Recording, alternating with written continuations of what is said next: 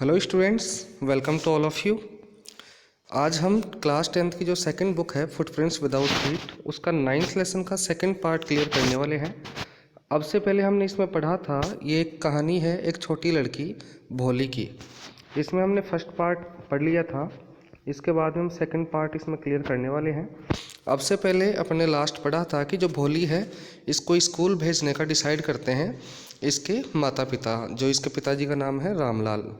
रामलाल बाध्य था स्कूल में भेजने के लिए भोली को, क्योंकि जो तहसीलदार आया था उसने कहा था कि तुम एक सरकार के व्यक्ति हो और तुम्हें अपने बेटियों को स्कूल में भेजना चाहिए, कि अगर तुम स्कूल में भेजोगे अपने बच्चों को तो और भी जो गांव वाले लोग हैं तुम्हें देखकर अपने बच्चों को स्कूल में भेजेंगे। तो तुम है ना, सबसे पहले उनके लिए एक एग्जाम्पल सेट करो, उदाहरण रखो कि तुम भेजोगे तो वो भी भेजेंगे। तो वो डिसाइड करते हैं कि भोली को भेजते हैं।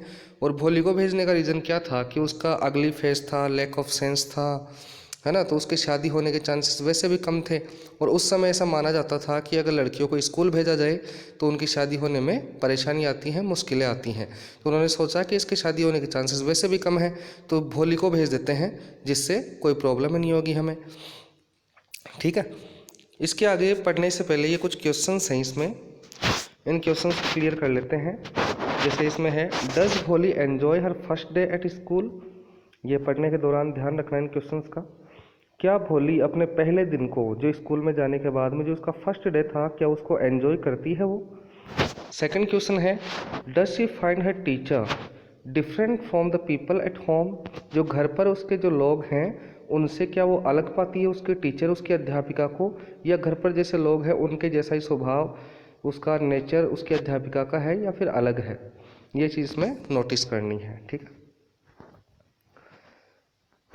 नेक्स्ट डे, अगले दिन, रामलाल जो भोली के पिताजी हैं कॉट भोली, उन्होंने भोली को पकड़ा, बाय द हैंड यानी कि भोली का हाथ पकड़ा, एंड सैड और कहा, कम विद मी, मेरे साथ में चलो, मेरे साथ में आओ, I will take you to school, मैं तुम्हें कहाँ लेकर जाऊँगा, स्कूल में लेकर जाऊँगा। भोली वॉज फ्राइटन, स्कूल का नाम सुनते ही भोली भयभीत हो गई। She did not no. इससे पहले देखो ये जो पिक्चर दी हुई है इसमें दिख रहा है भोली को ये इसके पिताजी रामलाल लेकर जा रहे हैं स्कूल में। भोली डर जाती है स्कूल का नाम सुनते ही, because she did not know, क्योंकि वो नहीं जानती थी।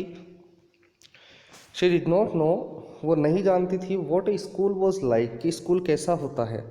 शी रिमेंबर्ड, उसको याद आया, हाउ ए फ्यू डेज एगो, कि किस प्रकार कुछ दिन पहले, फ्यू डेज एगो मतलब कुछ दिन पहले, दियर ओल्ड काउ, उनकी एक जो बूढ़ी गाय थी, जिसका गाय का क्या नाम था, Lakshmi, had been turned out of the house, कि किस प्रकार उसको घर से बाहर निकाला गया था, यानी ले जाया गया था, एंड सोल्ड, और कैसे ले जाकर उसे बेच दिया गया था। अब ये छोटी बच्ची तो थी, इसने सोचा कि कुछ दिन पहले है ना अपनी गाय को भी ये अपने घर से बाहर लेकर गए थे और उसको बेच दिए थे ले जाकर, तो कहीं मेरे को भी आज लेकर जा रहे हैं तो कहीं मेरे को ना बेच दे ले जाकर। अब ये हकलाते हुए स्टैमरिंग वॉइस में बोलती है, ऐसे ही अटकते हुए बोलती है नो, बट एट लास्ट ये बोल देती है कि नो, कि नहीं मुझे नहीं जाना है। शी शाउटेड इन टेरर, वह भय में डर में वह चीखती है जोर से।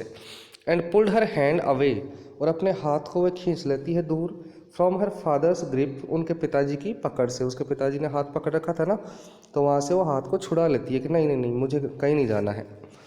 What's the matter with you fool, shouted Ramlal.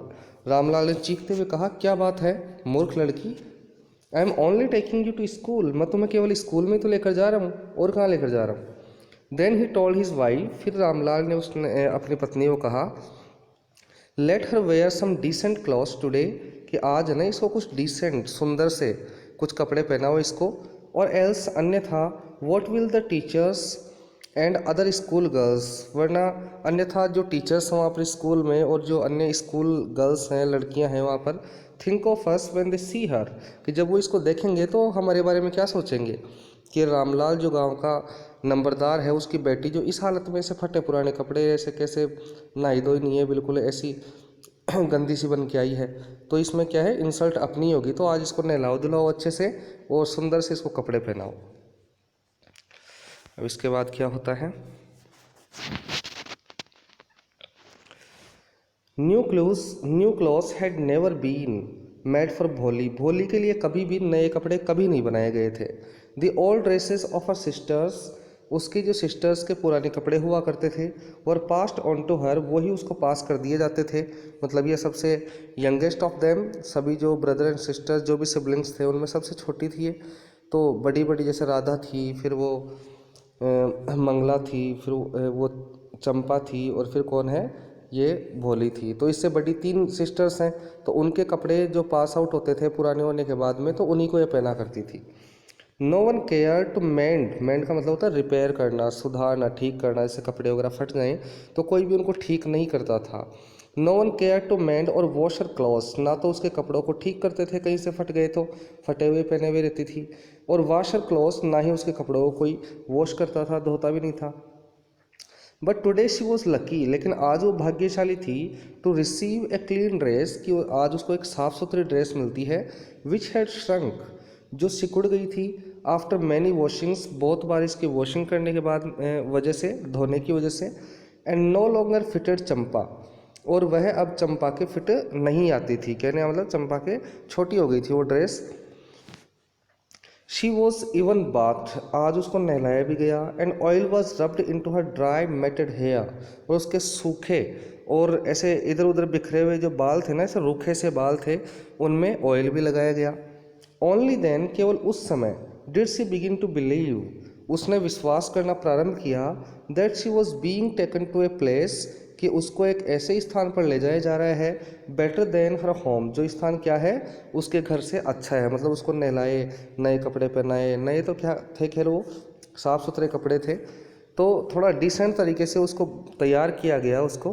तब उसको विश्वास हुआ कि हाँ, कम से कम जहाँ लेकर जा रहे हैं वो घर से तो अच्छी जगह है, वरना मैं ऐसी बुरी हालत में तो घर पे रह लेती हूँ। When they reached school, जब वो स्कूल पहुँचे, the children were already in their classrooms, अन्य जो बच्चे थे वो पहले से ही कहाँ थे, उनके क्लासरूम्स में थे।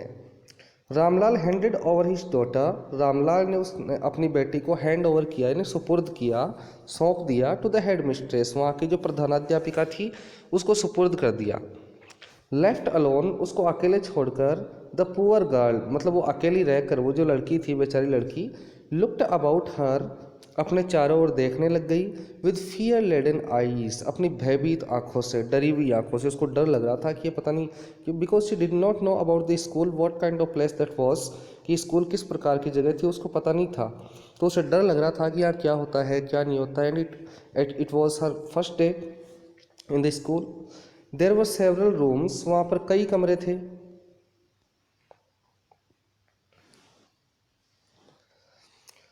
देर वर सेवरल रूम्स, कई कमरे थे, एंड इन ईच रूम, और प्रत्येक कमरे में, गर्ल्स लाइक हर, उसके जैसी जो लड़कियाँ, स्क्वाटेड ऑन मैट्स, मैट्स होती है दरी पट्टियाँ, है ना, चटाई दरी पट्टियाँ वगैरह। स्क्वाटेड का मतलब होता है पालथी मारकर बैठना, पैर समेट कर बैठना। वहाँ पर उसी की जैसी लड़कियाँ वहाँ बैठी थी दरी पट्टियों पर, रीडिंग फ्रॉम बुक, से जो क्या कर रही थी, किताबों से पढ़ रही थी, और राइटिंग ऑन स्लेट्स, या फिर वो स्लेट्स के ऊपर कुछ लिख रही थी। दी हेडमिस्ट्रेस आस्क्ड भोली, उस हेडमिस्ट्रेस ने भोली से कहा, टू सिट डाउन, बैठने के लिए, इन ए कॉर्नर, एक कोने में, in one of the classrooms, एक क्लासरूम के कोने में बैठने के लिए कहा, कि वहाँ जाकर बैठ जाओ, वहाँ की हेडमिस्ट्रेस ने कहा भोली को। अब इसके बाद, भोली डिड नॉट नो, भोली नहीं जानती थी, what exactly a school was like, कि एक स्कूल एग्जैक्टली किस प्रकार का होता था। She did not know, and what happen there, और स्कूल में क्या हुआ करता था यह भी नहीं जानती थी। बट शी वॉज ग्लैड, लेकिन वो खुश थी, to find so many girls, इतनी सारी लड़कियों को पाकर, almost of her own age present there, कि लगभग उसी की उम्र की बहुत सारी लड़कियां थीं जो उपस्थित थी वहाँ पर, उनको पाकर वो खुश होती है। शी होप्ड दैट, उसकी उम्मीद थी, उसने आशा की, that one of these girls, की ये जो लड़कियां हैं इनमें से कोई एक लड़की, माइट बिकम हर फ्रेंड, उसकी दोस्त बन जाए, कोई मित्र बन जाए। तो ये इसकी आशा थी, और वो खुश हुई कि हाँ, उसी की एज ग्रुप की जो गर्ल्स हैं वो प्रेजेंट थी वहाँ पर। द लेडी टीचर, जो lady teacher who was in the class, जो क्लास में थी, वो saying something to the girls, वो लड़कियों को कुछ कह रही थी, बट भोली कुड अंडरस्टैंड नथिंग, लेकिन भोली कुछ भी नहीं समझ पा रही थी। मतलब it was her first day in the school and इसको कुछ भी पढ़ना वगैरह कुछ आता नहीं था। तो वो टीचर है जो अदर गर्ल्स को कुछ पढ़ा रही थी, कुछ सिखा रही थी, लेकिन भोली को कुछ भी समझ में नहीं आ रहा था। She looked at the pictures, वो तस्वीरों को देख रही थी। ऑन द वॉल, वहाँ रूम्स, उस रूम की दीवारों के ऊपर, वॉल्स के ऊपर कुछ पिक्चर्स लगी हुई थी, उनको भोली देख रही थी। द कलर्स फैसिनेटेड हर, और उन पिक्चर्स के जो कलर्स थे, रंग थे, वो उसको आकर्षित कर रहे थे। द हॉर्स, अब क्या क्या पिक्चर्स थी? हॉर्स एक घोड़े की पिक्चर थी। वॉज ब्राउन, वो कैसा था? बिल्कुल भूरे रंग का था। जस्ट लाइक द हॉर्स, ठीक उसी घोड़े के समान था। ऑन विच, जिसके ऊपर द तहसीलदार हैड कम, तहसीलदार आया था। टू विजिट दियर विलेज, उनके गांव को विजिट करने आया था ना उस घोड़े पर बैठकर। वैसे ही घोड़े का चित्र था वह वॉल के ऊपर। एक गोट का था। द गोट वॉज ब्लैक, वो बकरी का एक जो चित्र था वो बिल्कुल ब्लैक कलर की थी। Like the goat of their neighbour, उनके पड़ोसियों के पास जो बकरी है उसी के समान वो चित्र था। द पैरट वॉज ग्रीन, एक जो पैरट का जो चित्र था, like the parrot she had seen in the mango orchard, जो आम के बगीचे में उसने पैरट्स देखे थे, उसी के जैसे एक पैरट का भी वहाँ पर पिक्चर था। एंड द काउ, और वहाँ पर एक पिक्चर थी काउ की, एक गाय की। वो जस्ट लाइक दियर लक्ष्मी, और वो गाय किसके जैसी थी? उनके गाय थी ना जिसका नाम था लक्ष्मी, उसके जैसी वो गाय का पिक्चर था। एंड सडनली, और अचानक, भोली ने नोटिस किया that the teacher was standing bye her side, कि वो जो टीचर थी ना उसकी अध्यापिका, वो उसके बिल्कुल बगल में उसके पास में खड़ी थी। स्माइलिंग एट हर, और वहाँ खड़े होकर भोली की ओर देखकर मुस्कुरा रही थी। What's your name little one, कि छोटी बच्ची तुम्हारा क्या नाम है? अब भोली देखो ये स्टैमरिंग करती थी, हकलाती थी, तो ऐसे हकलाते हुए मतलब पूरा बोल नहीं पाई, ये ऐसे भो भो कर ये रह जाती है, बोल नहीं पाई। Because she was lack in confidence में भी थोड़ी कमी थी और हकलाती भी थी। She could stammer no further than that, और इससे ज़्यादा वो नहीं हकला पाई, मतलब अपना नाम पूरा नहीं बता पाई वो। Then she began to cry, और शर्मिंदगी की वजह से वो रोने लग गई। And tears flowed from her eyes, और उसकी आंखों से आंसू बहने लगे। इन हेल्पलेस फ्लड, है ना, हेल्पलेस फ्लड मतलब एक जैसे रुक नहीं रहे थे आंसू। और वैसे तो हेल्पलेस फ्लड मतलब जैसे बाढ़ आती है जिसको रोका नहीं जा सकता उसको बोला जाता है। मतलब आंसू बहने लगे उसकी आंखों से। उसके बाद है she kept her head down, उसने अपना सिर झुकाए रखा। As she sat in her corner, जब वो अपने कोने में बैठी रही। Not daring to look up, उसको ऊपर देखने की हिम्मत भी नहीं हो रही थी। एट द गर्ल्स, उन लड़कियों की ओर। हु, जो लड़कियां शी न्यू, जिनको वो जानती थी। Were still laughing at her, जो लड़कियां अभी भी उसकी ओर देखकर हंस रही थी। इसको थोड़ी शर्मिंदगी महसूस हो रही थी, हाँ बोला नहीं जा रहा था, हकला रही थी ये, इसकी वजह से, है ना। When the school bell rang, जब स्कूल की घंटी बजी। All the girls squeezed out of the classroom, तो सभी लड़कियां क्लासरूम से बाहर तेजी से निकल कर आई। बट भोली did not leave her corner, लेकिन भोली का साहस नहीं हुआ कि अपने कोने को छोड़कर वह बाहर आ जाए। हर हेड स्टिल लोवर्ड, उसका सिर अभी भी झुका हुआ था। शी केप्ट ऑन सॉबिंग, और वो सुबकियाँ अभी भी वो लिए जा रही थी, कहने का मतलब सुबकियाँ ले लेकर रोए जा रही थी बेचारी वो। भोली, द टीचर्स वॉइस, अब ये भोली कहकर कौन पुकारा? इसकी जो टीचर थी ना उसने आवाज़ लगाई इसको। The teachers voice was so soft and soothing, उस टीचर की आवाज़ बहुत ही सॉफ्ट थी एंड सूदिंग, सॉफ्ट यानी बहुत ही मधुर, एंड सूदिंग यानी बिल्कुल शांत, जो उसमें टोन था उसकी आवाज़ में, टीचर की में। इन ऑल हर लाइफ, भोली ने अपने संपूर्ण जीवन में, she had never been called like that, इस तरीके से कभी भी इसको पुकारा नहीं गया था।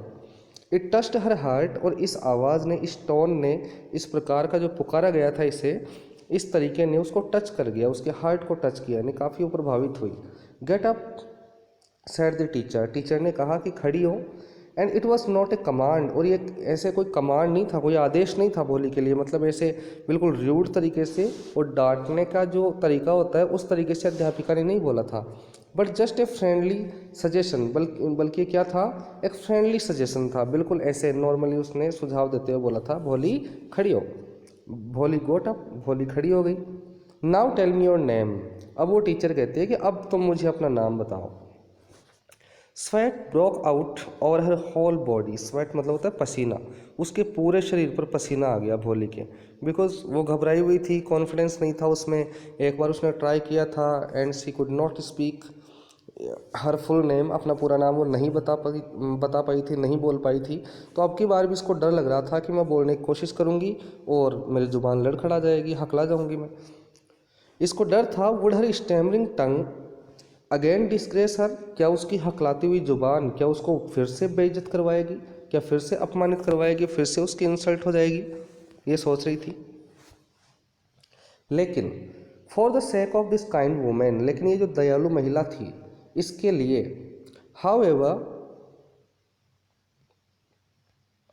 हाउएवर शी डिसाइडेड, उसने निश्चय किया टू मेक एन एफर्ट, कि उसने प्रयास करने का निश्चय किया कि बिकॉज अध्यापिका का नेचर बहुत ही अच्छा था, इसकी वजह से उसने प्रयास करने का निश्चय किया। She had such A soothing voice, क्योंकि उसकी इतनी सूदिंग वॉइस थी, इतनी शांत उसका जो वॉइस टोन था।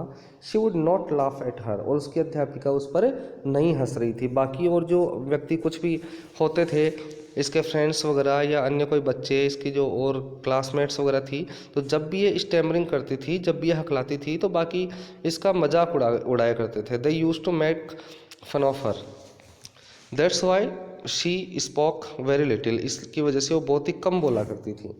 अब देखो, लेकिन इसने ट्राई करते हुए अपना नाम बोलने की कोशिश की, भो ऐसे बोलती, अब की बार भी पूरा नाम नहीं बोल पाती है। शी बिगेन टू स्टेमर, वो हकलाने लगी। लेकिन अब इसकी जो टीचर है उसको एंकरेज करती है, वेल डन, शाबाश शाबाश। द टीचर एंकरेज्ड हर, उसके टीचर ने उसको एंकरेज किया। Come on now the full name, ठीक है, कम ऑन, पूरा नाम बताओ अब भोली को थोड़ा साहस मिला, कॉन्फिडेंस मिला। अब भो ऐसे बोलते हुए वो बोल देती है भोली। At last she was able to say it, आखिरकार वो ऐसा बोलने में सफल हो पाती है। एंड फेल्ट रिलीव्ड, और इसने राहत महसूस की। एज इफ, जैसे मानो, it was a great achievement, जैसे मानो एक बहुत बड़ी उपलब्धि इसने कोई हासिल कर ली हो। वेल डन, शाबाश। The teacher patted her affectionately, teacher ने उसको स्नेहपूर्वक पेटेड, थपथपाया। अफेक्शनेटली मतलब होता है स्नेहपूर्वक। एंड सैड, और कहा, put the fear out of your heart, तुम्हारे हृदय से, तुम्हारे दिल से डर को बाहर निकाल दो। And you will be able to speak like everyone else, कि अन्य जो बच्चे हैं उन्हीं के समान तुम बोल पाओगे। डोंट वरी, डर को तुम निकाल दो बाहर। भोली लुक्ड अप, भोली ने ऊपर देखा टीचर की ओर।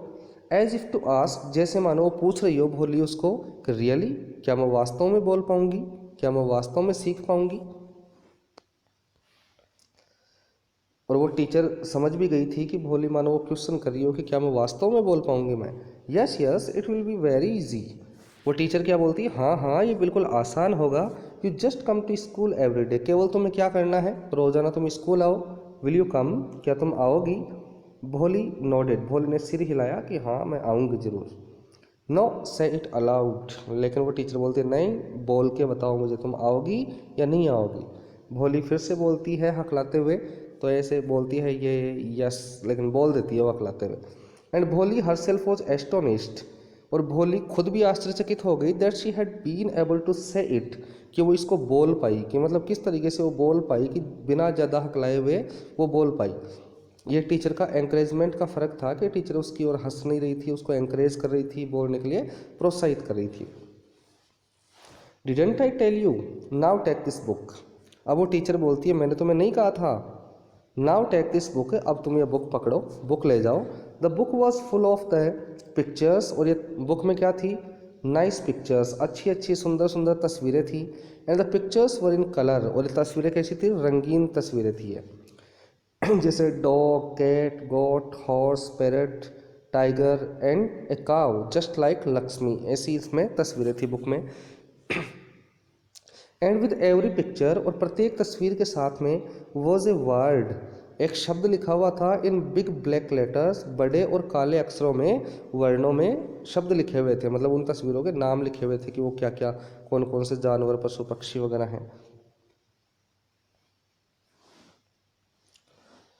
अब इसके बाद है in 1 month you will be able to read this book, वो टीचर बोलती है कि 1 महीने में तुम इस किताब को पढ़ने के लिए योग्य हो जाओगे, यानी इस किताब को पढ़ना आ जाएगा तुम्हें। देन आई विल यू, फिर मैं तुम्हें, आई विल गिव यू, मैं तुम्हें दूंगी ए बिगर बुक, इससे भी बड़ी किताब दूंगी। Then a still bigger one, और फिर उसके बाद में एक और इससे भी बड़ी किताब दूंगी। इन टाइम, और समय रहते, you will be more learned, तुम और भी विद्वान बन जाओगी। एक्चुअली महिलाओं के लिए विदुषी का यूज़ किया जाता है। मोर लर्नेड मतलब शिक्षित बन जाओगे, पढ़ी लिखी बन जाओगी। Than anyone else in the village, कि गांव में जितने भी पढ़े लिखे लोग हैं ना, उनसे भी तुम ज़्यादा पढ़ी लिखी बन जाओगे, शिक्षित हो जाओगी। Then no one will ever be able to laugh at you, फिर कोई भी व्यक्ति तुम्हारे ऊपर कभी कोई हंसेगा नहीं। People will listen to you with respect, कि जो बाकी जो लोग हैं वो सम्मान पूर्वक तुम्हारी बात सुनेंगे। And you will be able to speak, और तुम बोल पाओगी विदाउट स्लाइटेस्ट स्टमर, थोड़ी सी भी हकलाहट के बिना, यानी थोड़ी सी भी नहीं हकलाओगे तुम, बिना हकलाए बोल पाओगे अच्छे फ्लो में। अंडरस्टैंड, समझी। नाउ गो होम, अब तुम घर जाओ। एंड कम बैक, और वापस आना। अर्ली टुमारो मॉर्निंग, कल सुबह जल्दी आ जाना वापस स्कूल में। अब ये बात जब टीचर ने बोली इस भोली को, तो भोली ने महसूस किया, एज इफ, जैसे मानो, सडनली अचानक, ऑल द बेल, सभी घंटियाँ, इन द विलेज टेम्पल, गांव के मंदिर में, वर रिंगिंग, जैसे मानो बज रही हों। And the trees in front of the school house, उनके स्कूल हाउस के सामने जो पेड़ हैं, हैड ब्लॉसम, जैसे मानो वो खिल उठे हों।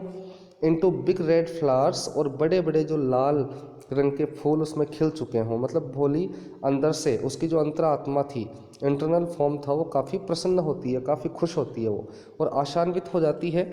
And she was full of hopes and expectations.